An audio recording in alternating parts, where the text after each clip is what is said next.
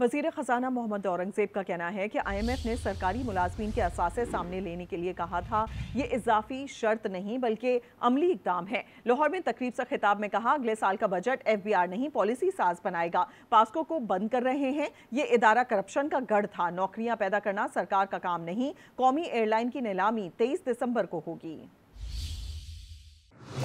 ہم پارلیمنٹرینز ہیں، میں سینیٹر ہوں۔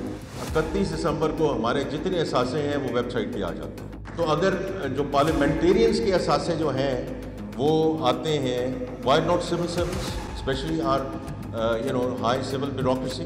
اب IMF نے کہا ہے کہ اب ان کے جو لیجسلیشن ہوئی ہے اس کے مطابق اب ان کے اثاثے پبلک کر دیے جائیں۔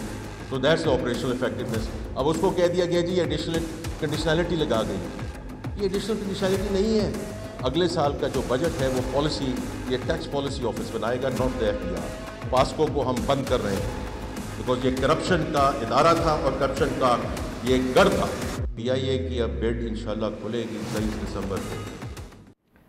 اب آپ کو بتائیں کہ IMF نے سول بیوروکریٹس کے اثاثے ظاہر کرنا لازمی قرار دے دیا ہے۔ عالمی مالیاتی فنڈ کے ڈو مور کے مطالبے پر حکومت نے کام شروع کر دیا۔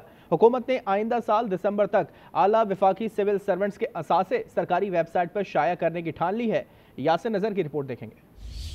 بین الاقوامی مالیاتی فنڈ نے ایک بار پھر ڈو مور کہہ دیا۔